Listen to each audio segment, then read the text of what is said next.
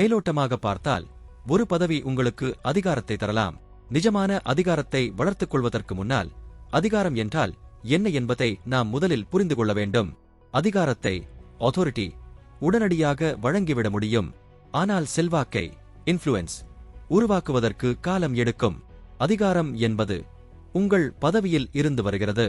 உங்களுக்கு பதவி உயர்வு கிடைக்கிறது, ஒரு புதிய பெயர் சூட்டப்படுகிறது, ஒரே இரவில் நீங்கள் முடிவுகளை எடுக்கும் கட்டுப்பாட்டை பெறுகிறீர்கள். ஆனால் அங்கே ஒரு சிக்கல் இருக்கிறது. அந்த அதிகாரம் ஒரு நிபந்தனைக்கு உட்பட்டது. மக்கள் உங்களை பின்தொடர்கிறார்கள், ஏனென்றால் அவர்கள் பின்தொடர வேண்டும் என்கிற கட்டாயம் இருக்கிறது. உங்கள் மீது நம்பிக்கை இருப்பதால் அல்ல. செல்வாக்கு என்பது வேறு விதமாக செயல்படுகிறது. அது யாராலும் வழங்கப்படுவதில்லை.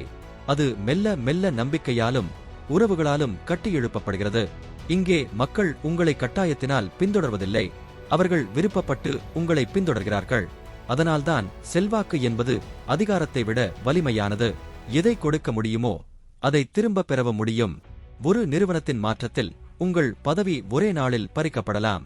ஆனால் உங்கள் செல்வாக்கு, அது எப்போதும் உங்களுடனேயே இருக்கும். நிறுவனங்கள் மாறினாலும் காலம் மாறினாலும் அது உங்களுடனேயே இருக்கும். இன்று உலகம் மாறிக்கொண்டிருக்கிறது. முடிவுகள் எடுக்கும் மையமாக பதவிகள் மட்டுமே இருப்பதில்லை. பல குழுக்கள் இணைந்து வேலை செய்கின்றன, பொறுப்புகள் பகிரப்படுகின்றன. அதாவது அதிகாரம் என்பது இப்போது ஒரு இடத்தில் மட்டும் குவிந்திருக்கவில்லை.